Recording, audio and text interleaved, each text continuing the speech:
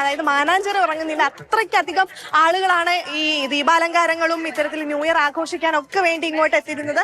അതേപോലെ കേരളത്തിന്റെ തെരുവിൽ എന്ത് ചെയ്യാണ് സംഭവിച്ചുകൊണ്ടിരിക്കുകയാണ്. ആ രാത്രി സമയങ്ങളിൽ ആണും പെണ്ണും ശരിക്കും ലക്ക് കെട്ട് മദ്യപിച്ച് സ്ത്രീകളൊക്കെ ഇങ്ങനെ എടുത്തു കൊണ്ടുപോവുകയാണ്. നമ്മൾ സാധാരണ നിലയിൽ സ്ട്രീറ്റുകളിൽ ഏതെങ്കിലും രീതിയിലുള്ള ബ്ലോക്ക് ഉണ്ടാക്കി കഴിഞ്ഞാൽ അതൊക്കെ നിയമവിരുദ്ധമായ കാര്യമാണ്. പക്ഷേ ഈ ദിവസം എന്താണ്, വളരെ സോഫ്റ്റ് ആയിട്ടാണ് അവരോടൊക്കെ പെരുമാറുക. അവർ വീടുകൾ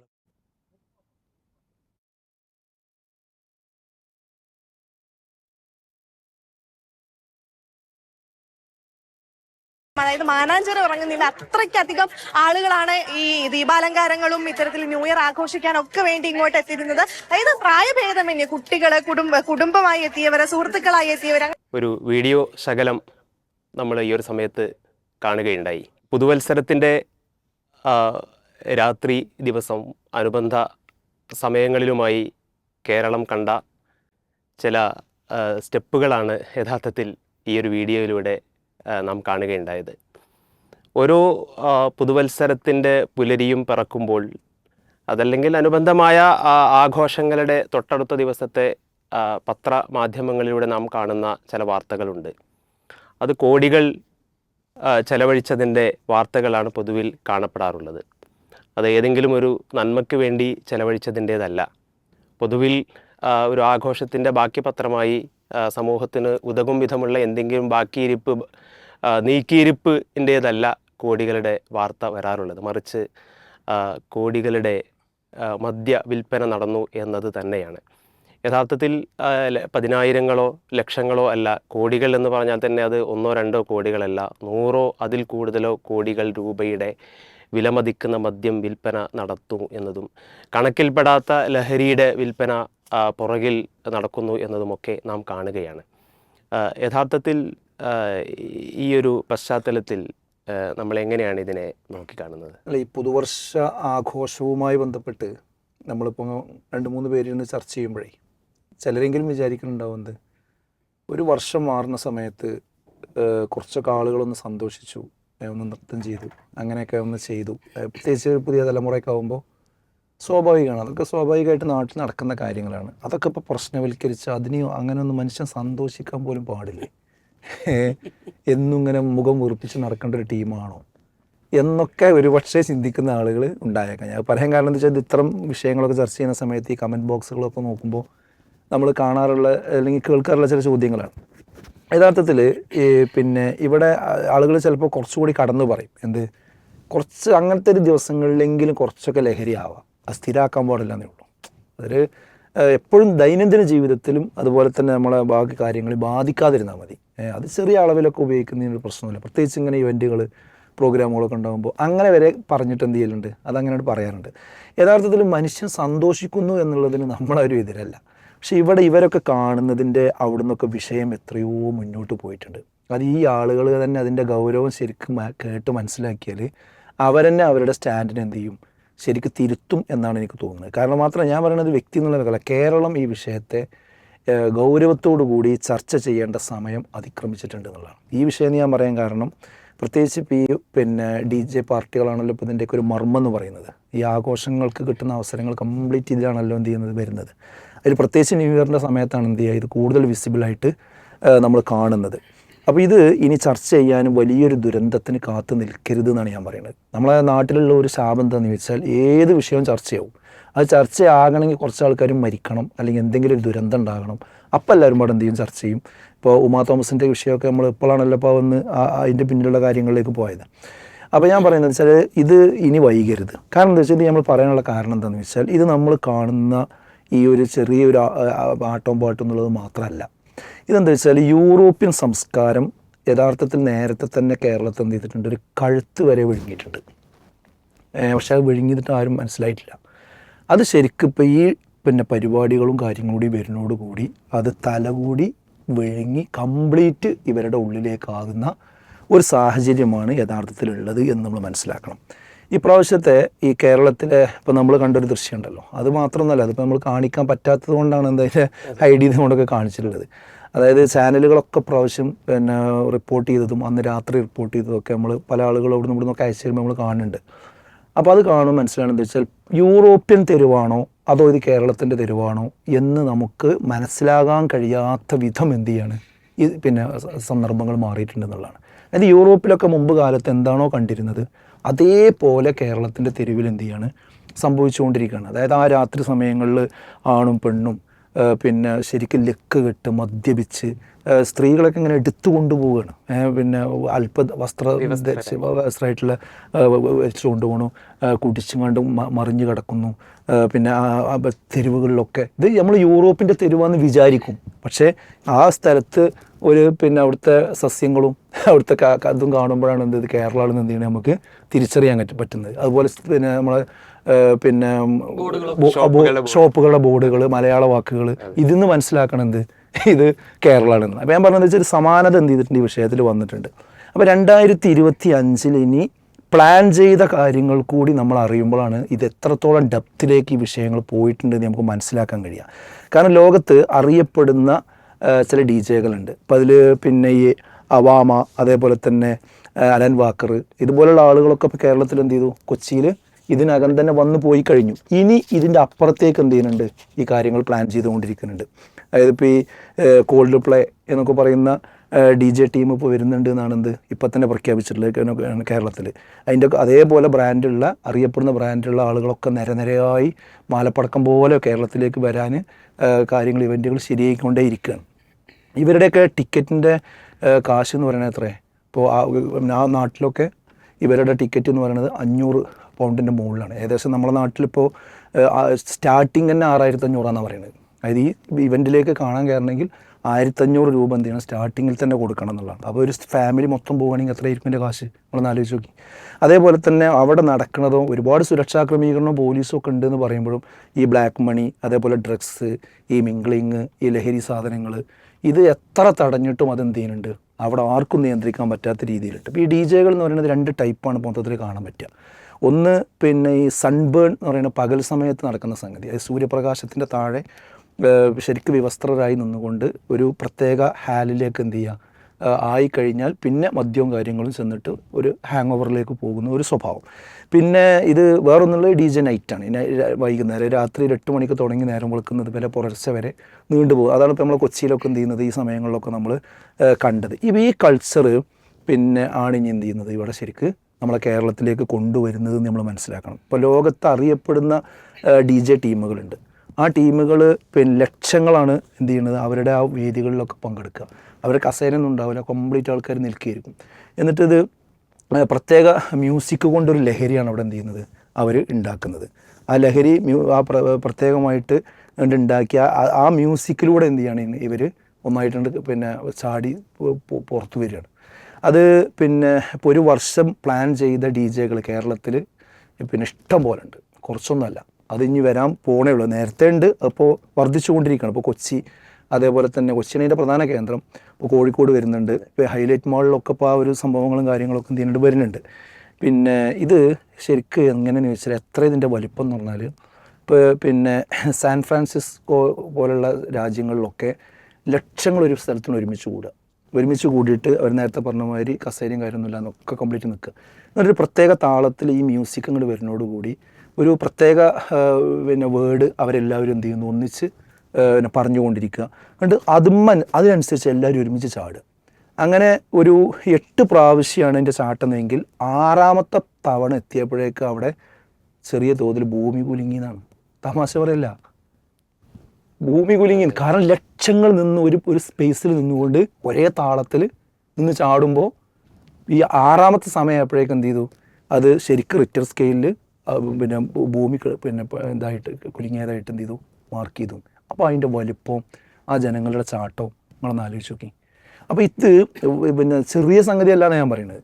ഇപ്പോൾ ഈ കലൂരിലുണ്ടായ പിന്നെ നൃത്തം, ആ പിന്നെ വേദിയിലുണ്ടായ ഉമാ തോമസിൻ്റെ അപകടം, അതിപ്പോൾ യാദൃശ്ചികമായിട്ട് സംഭവിച്ചതാണ്.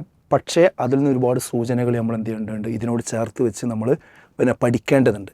പക്ഷെ നമ്മളൊക്കെ സങ്കടം എന്ന് വെച്ചാൽ നമ്മുടെ രാഷ്ട്രീയക്കാർ ഇപ്പോൾ എന്താണ് ചർച്ച ചെയ്യുന്നത്, എന്താണ് നമ്മൾ പാർട്ടികളുടെ ഭരണാധികാരികളുടെ ചർച്ചാ വിഷയം എന്താ, അതുപോലെ മുഖ്യധാര രാഷ്ട്രീയ പാർട്ടികളുടെ ചർച്ചാ വിഷയം എന്താ, മീഡിയകളുടെ പ്രയോറിറ്റി എന്താണ്, അവരൊക്കെ ഇതിനെ പ്രോത്സാഹിപ്പിക്കല്ലേ. അന്ന് രാത്രി ശരിക്കും പറഞ്ഞാൽ എല്ലാ മീഡിയകളും എത്ര എയർ ടൈമാണ് ഇതിന് കൊടുത്തിട്ടുള്ളത്. അതായത് ഈ ഒരു കൾച്ചർ മൊത്തം നമ്മളെ നാട്ടിൻ പ്രദേശങ്ങളിലേക്ക് കൊണ്ടുവരാൻ വേണ്ടി കാര്യമായി പണിയെടുത്തതാരാണ്? മീഡിയകളാണ്. അപ്പോൾ ഇവിടെ സംഭവിക്കണം എന്താ വെച്ചാൽ ഈ ഘട്ടത്തിലാണ് നമ്മൾ എന്തിനെ കാണേണ്ടി വരും. ഇങ്ങനെ യൂറോപ്പിൽ നിന്ന് ഈ DJ പാർട്ടിയും സംഘവും അവിടുന്ന് ഒന്നിച്ച് വന്ന് കേരളത്തിൻ്റെ മൊത്തം കൾച്ചർ മാറ്റി ഈ സന്ദർഭത്തിലാണ് നൈറ്റ് ലൈഫ് ഒരു ചർച്ച ചെയ്യുന്നത്. ഇതിലേക്കാണ് ഇതിനെ ചേർത്ത് വെക്കേണ്ടതെന്ന് ഞാൻ പറയുന്നത്. അതായത് ഇപ്പോൾ നൈറ്റ് ലൈഫ് തിരുവനന്തപുരത്ത് മാനവീയം വീഥി, അതേപോലെ തന്നെ ഇപ്പോൾ പാലക്കാട് നമ്മളെ യുവാക്കളുടെ കൂട്ടത്തിലുള്ള MLA നമ്മളെ രാഹുൽ, അദ്ദേഹം വലിയൊരു ആവേശത്തോടുകൂടി പ്രഖ്യാപിച്ചത് എന്താ, ഞാൻ പാലക്കാട് നൈറ്റ് ലൈഫ് കൊണ്ടുവരുന്നതാണ്. ഇത് പാലക്കാട് മാത്രമല്ല കോഴിക്കോട് മാനേജറിയിൽ കൊണ്ടുവരുമെന്ന് പറയുന്നുണ്ട്. അതേപോലെ തന്നെ എന്തിനധികം നമ്മുടെ മലപ്പുറത്ത് നഗരസഭ അത് പ്രഖ്യാപിച്ചു, കൊണ്ടോട്ടിയിലെ നഗരസഭ അതിനു വേണ്ടി പണം വകയിരുത്തി. നമ്മളൊക്കെ ആ സമയത്ത് അത് ശരിയല്ല എന്ന് പറഞ്ഞു. പിന്നെ അത് പിൻവലിച്ചോല്ലെന്ന് നമുക്കറിയില്ല. ഇതിൻ്റെ സംഭവം നടക്കുന്നത് എന്താണെന്ന് ചോദിച്ചാൽ ഇതിൻ്റെ ഒരു പൈലറ്റ് രൂപമാണ് ഇപ്പം നമ്മളെ ഗ്രാമപ്രദേശങ്ങളിലേക്ക് വന്നുകൊണ്ടിരിക്കുന്നത്. നമ്മളിത് നിസ്സാരമായി കാണേണ്ട വിഷയമല്ല. അതായത് യൂറോപ്പിലുണ്ടായിരുന്ന അതേ സാധനം എന്ത് ചെയ്യാണ്, മൊത്തം ഇവിടെ വന്നു. അത് ഈ മാധ്യമങ്ങളിലൂടെ മൊത്തം ടെലികാസ്റ്റ് ചെയ്ത് മണിക്കൂറുകൾ ചെറുപ്പക്കാർ ഇത് കാണുകയും അത് അതേപോലെ കോപ്പി അടിച്ച് അതിൻ്റെ കുറേ ഏജൻസികളുണ്ട്. അത്തരം ആളുകളായിട്ട് ബന്ധപ്പെട്ട് പണ്ടൊക്കെ ഈ ഫുട്ബോളൊക്കെ നടന്നിരുന്ന ഗ്രാമപ്രദേശങ്ങളില്ലേ, ഈ ഗ്രാമപ്രദേശങ്ങളിലേക്ക് കൊണ്ടുവന്ന് അവിടെ 6000 രൂപയാണ് ടിക്കറ്റ് ഉണ്ടെങ്കിൽ ഇവിടെ 3000 രൂപ ടിക്കറ്റ്, അതിന് പറ്റുന്ന ആൾക്കാരുണ്ട്, അതിന് ചോട്ട ആൾക്കാരുണ്ട്. അവരെ കൊണ്ടുവന്നിട്ട് എന്ത് ചെയ്യുക, ഇത് നടത്തുക. എന്നിട്ട് ഈ ഗ്രാമങ്ങളിലൊക്കെ ഈ സ്വഭാവത്തിലേക്ക് കാര്യങ്ങൾ കൊണ്ടുവരികയാണ്. അപ്പോൾ അതിനൊക്കെ പറ്റിയ ടർഫുകളും സംവിധാനങ്ങളും കാര്യങ്ങളൊക്കെ നാട്ടിലായിട്ടുണ്ട്. എന്നിട്ട് നമ്മളെ ഭരണകൂടം എന്ത് ചെയ്യുക, നൈറ്റ് ലൈഫ് ഞങ്ങൾ പ്രോത്സാഹിപ്പിക്കുമെന്ന് പറഞ്ഞിട്ട് അതിനുള്ള സംവിധാനവും ഫണ്ടും വകയിരുത്തിക്കൊണ്ട് വരികയും ചെയ്യുക. അതാണ് ഞാൻ പറഞ്ഞത്. കഴുത്ത് വരെ നേരത്തെ യൂറോപ്യൻ സംസ്കാരം എന്ത് ചെയ്തിട്ടുണ്ട്, അതിൻ്റെ ഭാഗമാണ് ഈ ലിബറലിസത്തിൻ്റെ കടന്നുവരവ്. ഈ വിവാഹത്തിനോട് കുട്ടികൾക്ക് ഒരു വിമുഖമായ സമീപനം ഉണ്ടായത്, ജെൻഡർ പൊളിറ്റിക്സിൻ്റെ വിഷയങ്ങൾ വന്നത്, അങ്ങനെ ഒരുപാട് പ്രശ്നങ്ങൾ ഒരു ഭാഗത്തുണ്ടാകുന്നു.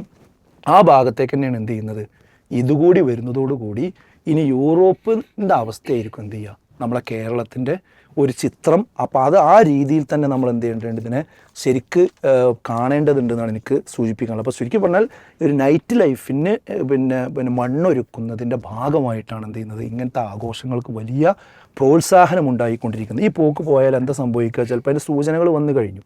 ഇപ്പോൾ ഇതൊരു ഭാഗത്ത് നടക്കുമ്പോൾ തന്നെ തൃശ്ശൂരിൽ എന്ത് ചെയ്യുന്നത്, 18 19 വയസ്സുള്ള, അത്ര വയസ്സില്ല, അതിൻ്റെ തൊട്ട് താഴെയുള്ള പ്രായപൂർത്തിയാകാത്ത കുട്ടികൾ 9ാം ക്ലാസ്സാണ്, അതിൻ്റെ തൊട്ട് താഴെയുള്ള കുട്ടികളാണ് നിസ്സാര വിഷയത്തിൻ്റെ പേരിൽ 30 വയസ്സുകാരൻ എന്ത് ചെയ്തത്, കൊന്നത്. ലഹരിൻ്റെ ഉള്ളിലുണ്ട്, വേറെ സംഭവം ഒന്നല്ല.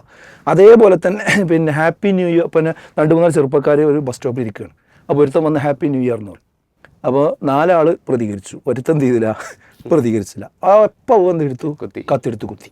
അവൻ മരിച്ചിട്ടില്ല തോന്നുന്നു, തൃശ്ശൂർ ഭാഗത്താണ്. അത് വന്ന് നടന്ന സംഭവങ്ങൾ തന്നെയാണ്. പിന്നെ മാത്രമല്ല, കുടിച്ച ലഹരിൻ്റെ ലഹരിൻ്റെ സാധനൻ്റെ കണക്കിപ്പോൾ പറഞ്ഞല്ലോ. ഇതാണ് ഇപ്പം എൻ്റെ മൊത്തത്തിലുള്ള അവസ്ഥ. ഇത് നമ്മൾ പറഞ്ഞു പോകുമ്പോൾ തന്നെ നമ്മൾ കാണേണ്ട ഒരു കാര്യം എന്താ വെച്ചാൽ, അപ്പോൾ നമ്മളെ ശ്രീജേഷ് ഉണ്ടല്ലോ, അതായത് ഇന്ത്യൻ ഹോക്കി ടീമിൻ്റെ മുൻ ക്യാപ്റ്റൻ, അദ്ദേഹം മലയാള മനോരമയിൽ ഒരു ലേഖനം എഴുതിയിരുന്നു. ഞാൻ ആ ലേഖനം വായിച്ചു നോക്കുമ്പോൾ അത് ഈ സമയത്തൊരു വെള്ളി നക്ഷത്രമായിട്ട് എനിക്ക് തോന്നി. അപ്പോൾ അദ്ദേഹം പറയുന്നത് എന്താണ്, നമുക്ക് കൊലക്കത്തി താഴെ വെക്കാം, എന്നിട്ട് കളിച്ചോളൂ എന്നുള്ള രീതിയിൽ അദ്ദേഹം ഇതിൽ പറഞ്ഞ 2 കാര്യം എന്താ വെച്ചാൽ, ഈ ഇങ്ങനത്തെ ഒരു സാഹചര്യം രൂപപ്പെടാനുള്ള പ്രധാനപ്പെട്ട കാര്യം ഒന്ന് ലഹരിയാണ്, മറ്റൊന്ന് സിനിമയിൽ നിന്നുണ്ടാകുന്ന വയലൻസാണ്. ഇത് രണ്ടും നമ്മുടെ ചെറുപ്പക്കാരെന്ത് ചെയ്തിട്ടുണ്ട്, വൻതോതിൽ സ്വാധീനിച്ചിട്ടുള്ളതാണ്. അപ്പോൾ അവിടെ സിനിമൻ്റെ വിഷയത്തിൽ നമ്മൾ പറയുമ്പോൾ അവരെന്ത് പറയും, ഇപ്പോൾ നടക്കുന്ന ജീവിതത്തെയാണ് സിനിമ ആവിഷ്കരിക്കുന്നതെന്ന് പറയും. അപ്പോൾ അത് എന്നുള്ളൊരു ഡിബേറ്റാണ്. എന്ത്, ജീവിതത്തെ സിനിമ ആവിഷ്കരിക്കുകയാണോ, സിനിമയിലുള്ളത് ജീവിതം ആവിഷ്കരിക്കുകയാണോ എന്നുള്ളത് ഒരു വിഷയമാണ്. എന്തായിരുന്നാലും അത് സ്വാധീനിക്കപ്പെടുന്നുണ്ട് എന്നുള്ളത് അരി തിന്നുന്ന ആർക്കും എന്ത് ചെയ്യും, മനസ്സിലാവും. അതിന് വലിയ ആശയങ്ങളൊന്നും പറഞ്ഞുകൊണ്ട് അമ്മാനാടേണ്ട കാര്യമൊന്നുമില്ല, ആൾക്കാരെ പൊട്ടിസാക്കേണ്ട കാര്യമൊന്നുമില്ല. അതിലുള്ളതുപോലെ തന്നെയാണ് ഇവിടെ കാര്യങ്ങൾ എന്ത് ചെയ്യുന്നത്, പലപ്പോഴും നടന്നുകൊണ്ടിരിക്കുന്നത്. അപ്പോൾ ആ ഒരു ഘട്ടത്തിൽ ഇങ്ങനെയുള്ള ആളുകളൊക്കെ ഇത് പറയുന്നു എന്നുള്ളത്, അതിന് അത്തരം സംഗതികൾ നമ്മൾ ഓൺ ചെയ്ത് കൊണ്ടുവരുന്നേ വേണം.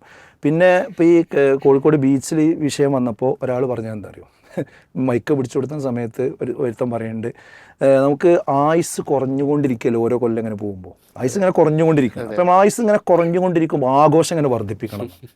കാരണം ഇത് എത്ര കാലം കഴിയുമെന്ന് അറിയില്ല. എന്താ മനുഷ്യൻ്റെ അവസ്ഥ? യഥാർത്ഥത്തിൽ ആയുസ് ഇങ്ങനെ കുറഞ്ഞു പോകുമ്പോൾ മനുഷ്യൻ ആയുസിനെ പറ്റി ചിന്തിക്കുക വേണ്ട. എൻ്റെ ഞാൻ ജീവിച്ചിട്ട് എത്ര കൊല്ലം, ഇതാ എനിക്കൊരു വയസ്സും കൂടിയായി, എൻ്റെ ശരീരം ക്ഷയിക്കാൻ തുടങ്ങി, ഞാൻ ഈ ലോകത്ത് വന്നത് എന്തിനാന്ന് മനുഷ്യൻ ചിന്തിക്കേണ്ട സമയമാണ് യഥാർത്ഥത്തിൽ ഒരു കലണ്ടർ മാറുമ്പോൾ. പക്ഷെ ആ പണി എടുക്കുന്നതിന് പകരം ആ സമയത്ത് അങ്ങനെ എങ്ങാനും ചിന്തിച്ച് പോകരുത് എന്നുള്ളതൊക്കെ അന്നും അതുവരെ ഉപയോഗിക്കാത്ത ലഹരി സാധനങ്ങൾ ഉപയോഗിച്ചുള്ള ബോധം കൂടി എന്ത് ചെയ്യുക, നശിപ്പിച്ച് പോകും മനുഷ്യൻ. എന്നിട്ട് വലിയ ബുദ്ധിയുള്ളവനാണെന്നും പറയാം. ശരിക്കും ആയുസിനെ പറ്റി ചിന്തിച്ച് ഒരു പുതിയ തീരുമാനം എടുത്ത് പിന്നെ ജീവിതത്തിൻ്റെ ലക്ഷ്യത്തെ പറ്റി ആലോചിക്കേണ്ട ടൈമാണ്. പക്ഷെ ആ സമയത്തുള്ള ബോധം എന്ത് ചെയ്യുക, നശിപ്പിച്ച് കളയുക, എന്നിട്ട് അത് വലിയ സംഭവമാക്കി മാറ്റുക. ഇത്ര അല്പന്മാരായിട്ടാണ് മനുഷ്യന്മാരെന്ത് ചെയ്യുന്നത്, പോകുന്നത്. അപ്പോൾ നമുക്കിവിടെ പറയാനുള്ളത് എന്താ വെച്ചാൽ ഇതിൻ്റെ ഒരു അടിസ്ഥാന വിഷയം എന്താണ്. അപ്പോൾ ഇതൊക്കെ കേൾക്കുന്ന ആൾക്കാർ വിചാരിക്കുന്നത് പിന്നെ എന്തിനാ ഇപ്പോൾ അതൊക്കെ ജീവിതം എന്ന് പറഞ്ഞാൽ കുറച്ചൊക്കെ അടിച്ച് പൊളിക്കുക എന്നുള്ളത് തന്നെയല്ലേ. ഇപ്പം ഇനി ലഹരി സാധനങ്ങളൊക്കെ ഉപയോഗിച്ച് പെട്ടെന്ന് മരിച്ചു പോയാലും ഉള്ളത് ഉഷാറാക്കുക, അതാണല്ലോ ഇപ്പോൾ മൈ ബോഡി മൈ റൈറ്റ്. പക്ഷെ അവരോട് നമുക്ക് പറയാനുള്ളത് എന്താ വെച്ചാൽ ഇതിനാണെങ്കിൽ നമ്മളെന്തിനാ മനുഷ്യനായി, നമ്മളെന്തിനാ ഇവിടെ ജീവജാലങ്ങൾ ഇഷ്ടം പോലെ ഉണ്ടല്ലോ. ഈ ജീവജാലങ്ങളിൽ വ്യത്യസ്തമായി മനുഷ്യൻ വേറിട്ട് നിന്നതിനാ. വേറെയുള്ള ജീവജാലങ്ങളൊക്കെ ചെയ്യുന്ന പണി മനുഷ്യനെടുക്കുകയാണെങ്കിൽ അത് അങ്ങനെ പോയാൽ മതി. മനുഷ്യൻ മറ്റു ജീവജാലങ്ങളിൽ വ്യത്യസ്തമായി മനുഷ്യന് വിശേഷ ബുദ്ധിയുണ്ട്. അതുകൊണ്ട് മനുഷ്യൻ്റെ ജീവിതത്തിന് ലക്ഷ്യമുണ്ട്. ആ ലക്ഷ്യം എന്ന് പറയുന്നത് അവൻ്റെ യഥാർത്ഥ ജീവിതം ഇവിടെയല്ല, അത് മരണാനന്തരമാണെന്ന് ജീവിതം. ഇപ്പോൾ ഇവർ പറയുന്നു ഞങ്ങൾക്ക് ലഹരി ഉപയോഗിക്കണം, അതിൻ്റെ രസം ഉപയോഗിക്കണം. ശരിക്ക് മരണാനന്തര ജീവിതത്തിൽ സ്വർഗത്തിൽ പോകുന്ന ആൾക്ക് ലഹരി ഉപയോഗിക്കാൻ കിട്ടുന്നുള്ളതാണ്. പക്ഷേ സൈഡ് എഫക്റ്റ് ഇല്ലാത്ത ലഹരി ആയിരിക്കും. അതിൻ്റെ എന്താണോ ഇവർ പറയുന്ന രസം അതിൻ്റെ എത്രയോ ഇരട്ടി കിട്ടും ചെയ്യും, ഒരു സൈഡ് എഫക്റ്റും ഉണ്ടാവില്ല. അതുപോലെ ഇവർ പറയുന്ന പിന്നെ ലൈംഗികമായ അതുപോലെ ആ നിലക്കുള്ള സംഭവങ്ങളാണോ അതെല്ലാം ലഭിക്കുന്ന മനുഷ്യൻ്റെ മനസ്സിൽ തോന്നുന്നത് മുഴുവൻ കിട്ടുന്ന, എന്നാൽ അതിൻ്റെ പരിക്കുകളൊന്നുമില്ലാത്ത ശാശ്വതമായി ഉപയോഗിക്കാൻ കഴിയുന്ന ഒരു വലിയ ലോകം മനുഷ്യന് കാത്തിരിക്കുന്നുണ്ട്. പക്ഷെ അതുവരെ എന്ത് ചെയ്യണം, ഈ കാര്യങ്ങളിലൊക്കെ നിയമങ്ങളും നിബന്ധനകളും സർട്ടാവ് വെച്ച നിയമങ്ങളും നിബന്ധനകളും പാലിച്ചുകൊണ്ട് ജീവിക്കുന്ന ആളുകൾക്ക് മാത്രമേ എന്ത് ചെയ്യുള്ളൂ, അവിടെ ആ സ്വർഗം കിട്ടുള്ളൂ. അങ്ങനെ ആ സ്വർഗത്തെ സെറ്റ് ചെയ്തുകൊണ്ട് ജീവിതത്തെ ലക്ഷ്യം വെച്ചുകൊണ്ട് ജീവിക്കുന്ന ഒരാളെ സംബന്ധിച്ചിടത്തോളം ഇതൊക്കെ നിയന്ത്രണ വിധേയമായിട്ടായിരിക്കണം സ്വീകരിക്കേണ്ടത്. പക്ഷെ ആ ലോകത്ത് വിശ്വാസമില്ലാത്ത ആളെ സംബന്ധിച്ചിടത്തോളം ഇതൊക്കെയാണ് അവരുടെ ജീവിതം. ഇതാണ് വ്യത്യാസം. അപ്പോൾ ഈ സമൂഹത്തോട് നമുക്ക് പറയാനുള്ളത് എന്താ വെച്ചാൽ മനുഷ്യൻ്റെ ജീവിതത്തിനെക്കുറിച്ച് ആലോചിക്കുക. ഇത്തരം ഇവൻറ്റുകളും സംഭവം യൂറോപ്പിനെ മൊത്തം കൊണ്ട് വലിച്ചു കൊണ്ടുവന്ന് ഇവിടുത്തെ കുടുംബജീവിതം മൊത്തം അടിച്ച് പൊളിച്ച് ഇല്ലാതെയാക്കിയാൽ ഇപ്പോൾ യൂറോപ്യന്മാർ അതിൽ നിന്നൊക്കെ മടങ്ങാൻ തുടങ്ങിയിട്ടുണ്ട്. അവർ മടങ്ങുമ്പോൾ അവരനുഭവിച്ച കെടുതിയിലേക്ക് നമ്മൾ അങ്ങോട്ട് പോകുന്നതിൻ്റെ പേരല്ല പ്രബുദ്ധത എന്ന് പറയുന്നത്. അതെനിക്ക് പറയണം. ഇത്തരം സാഹചര്യങ്ങൾ ഇത്ര വലിയ ആഘോഷമായി മാറുന്നതിൻ്റെ പിന്നിലുള്ള കാരണം എന്താണ്, എങ്ങനെ നമുക്ക് പറയാൻ കഴിയും? ഈ കഴിഞ്ഞ ലക്കം ഓർഗനൈസറിൽ എൻ്റെ എഡിറ്ററായിട്ടുള്ള പ്രഫുല്ല ഗേഡ്കർ അദ്ദേഹം ഒരു ലേഖനം എഴുതിയിട്ടുണ്ട്. അതിൽ അദ്ദേഹം പറയുന്നത് ഈ ക്രിസ്മസ് നവവത്സരാഘോഷങ്ങളെ അന്ധമായിട്ട് അനുകരിക്കരുതെന്നാണ്. കാരണം നമ്മളുടെ ഒരു സംസ്കാരത്തിനും പരിസ്ഥിതിക്കുമൊക്കെ ഉണ്ടാക്കുന്ന ഒരു ആഘാതം അത്രയും വലുതാണ്. പിന്നെ പറയുന്നത് അത് മറ്റൊരു സംസ്കാരത്തെ, ആംഗ്ലോ സാക്സൺ സംസ്കാരത്തെ കൊണ്ടുവന്ന് മതപരിവർത്തനത്തിനുള്ള ശ്രമമാണ്. അദ്ദേഹം പറഞ്ഞ മതപരിവർത്തനം ശരിയല്ലെങ്കിൽ പോലും ഇവിടെ നടക്കുന്നൊരു മതപരിവർത്തനമുണ്ട്. അത് എല്ലാ മതങ്ങളുടെയും ഈ മൂല്യങ്ങളെയൊക്കെ വലിച്ച് അതിൻ്റെ അകക്കാമ്പില്ലാതെയാക്കിയിട്ട് ശൂന്യമായ ഒരു ലിബറൽ മതത്തിലേക്ക് കൊണ്ടുപോകുക എന്നുള്ളത് നടക്കുന്നുണ്ട്. അല്ലെങ്കിൽ അതിനു വേണ്ടി തന്നെയാണ് ഇത് വളരെ ബോധപൂർവം പ്രോത്സാഹിപ്പിക്കപ്പെടുന്നത്. പക്ഷെ നമ്മളിവിടെ കാണുന്ന ഏറ്റവും ഖേദകരമായ അല്ലെങ്കിൽ അപകടകരമായ കാര്യം ഇത് സ്റ്റേറ്റ് സ്പോൺസർ ചെയ്യുന്നു എന്നുള്ളതാണ് ഈ ആഘോഷങ്ങളെല്ലാം. അതിന് രണ്ട് കാരണങ്ങളുണ്ട്. ഒന്ന് നമുക്കറിയാം, ഇപ്പോൾ ഇവിടെ പറഞ്ഞ ഈ ക്രിസ്മസ് ന്യൂ ഇയർ മാത്രം വിറ്റത് 712 കോടിയുടെ മദ്യമാണ്.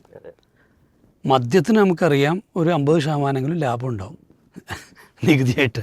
അപ്പോൾ എന്ത് ചെയ്തു, ഒരു 360 കോടി രൂപ സർക്കാരിൻ്റെ ഫണ്ടിലേക്ക് വന്നു. അതൊരു കൊല്ലം കൊണ്ട് എത്ര നമുക്കറിയാം. രണ്ടാമത്തൊന്ന് ഇത് ജനങ്ങളെ ഗൗരവമുള്ള വിഷയങ്ങളിൽ നിന്ന് പലപ്പോഴും ഭരണകൂടങ്ങളുടെ വരെ ദുഷ്ചെയ്തികളിൽ നിന്നൊക്കെ മാറ്റി. കാരണം ഇങ്ങനത്തെ ഒരു കാര്യത്തിൽ സപ്പോർട്ട് തരുന്നൊരു സർക്കാരാകുമ്പോൾ നമ്മൾ വല്ലാണ്ട് എന്ത് ചെയ്യേണ്ട, അതിനെ വിമർശിക്കേണ്ട, നമ്മളൊരു ഭാഗത്ത് നമ്മളെ പരിഗണിക്കുന്നുണ്ടല്ലോ എന്നൊരു തോന്നലിലേക്ക് കൊണ്ടുപോകുന്നുണ്ട് എന്നുള്ളൊരു യാഥാർത്ഥ്യമാണ്.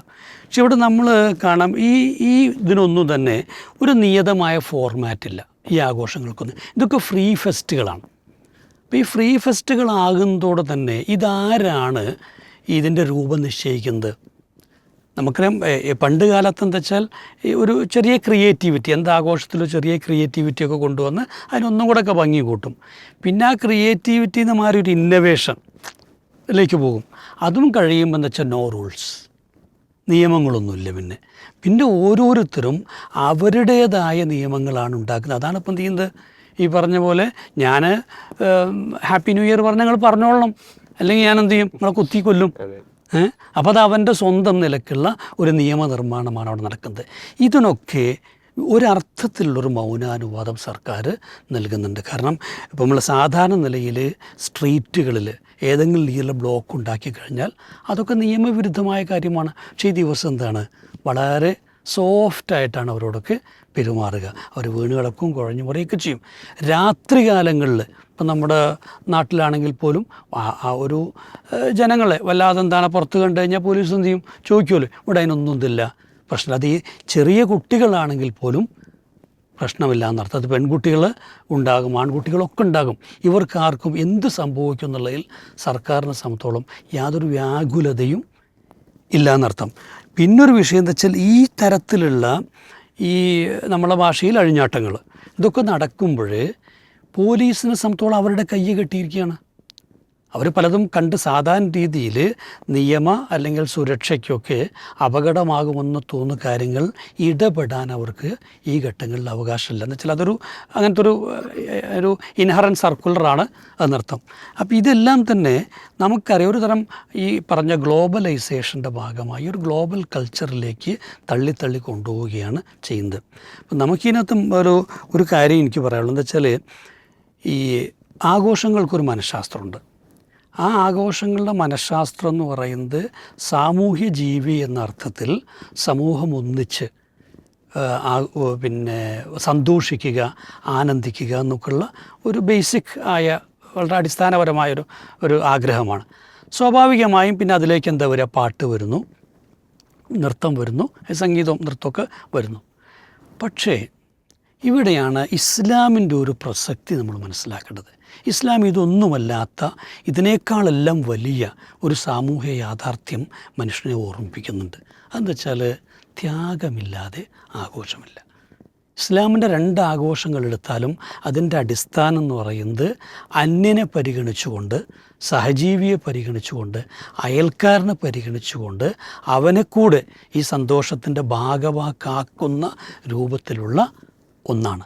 അവിടെ അത് ചെറിയ പെരുന്നാളാണെങ്കിൽ അതിൽ നാട്ടിലേറ്റവും ഉപയോഗിക്കപ്പെടുന്ന ധാന്യങ്ങളൊക്കെ എന്ത് ചെയ്യണം, അവർ കൊടുക്കണം. മറ്റേലെന്ത് ചെയ്യണം, മാംസം വറുത്ത് ജനങ്ങൾക്ക് എത്തിക്കണം. അപ്പോൾ അങ്ങനെ ഒരു ത്യാഗമല്ല ഈ ആഘോഷങ്ങളിലൊന്നും പ്രോത്സാഹിപ്പിക്കപ്പെടുന്നത്. പകരം അവനവൻ്റെ വ്യക്തിനിഷ്ഠമായ ആനന്ദങ്ങൾ മാത്രമാണ് ഇതിനകത്ത് പ്രോത്സാഹിപ്പിക്കപ്പെടുന്നത്. അതൊരു സമൂഹത്തെ ഡീഹൈഡ്രേറ്റ് ചെയ്യലാണ്. നിർജ്ജലീകരണം എന്ന് പറഞ്ഞാൽ അതിൻ്റെ കൾച്ചറിനെ, സമൂഹത്തിൻ്റെ നന്മകളെയെല്ലാം തന്നെ ഊറ്റിക്കളയുന്നൊരു പ്രക്രിയയാണ്. അതുകൊണ്ട് തന്നെ ഇതൊരു സോഷ്യൽ സൂയിസൈഡാണ്. സോഷ്യൽ സൂയിസൈഡിൻ്റെ ആ വാക്കിന് നമ്മൾ ഇംഗ്ലീഷിന് ഒരുപാട് സിനണിംസ് ഉണ്ട്. അതൊക്കെ നോക്കിയാൽ അറിയാം. അത് കൾച്ചറൽ സൂയിസൈഡാണ്, പൊളിറ്റിക്കൽ സൂയിസൈഡാണ്, എല്ലാം അതിൽ വരുന്നർത്ഥം. അതുകൊണ്ട് തന്നെ അത്തരത്തിൽ നമ്മുടെ ഒരു സംസ്കാരത്തിൻ്റെ മജ്ജയും മാംസവുമൊക്കെ ഊറ്റിക്കളയുന്ന ഈ ഒരു ആഘോഷങ്ങളെ സർക്കാർ ഇതുപോലെ പ്രോത്സാഹിപ്പിക്കാൻ ഒരിക്കലും പാടില്ല എന്നുള്ളത് തന്നെയാണ്.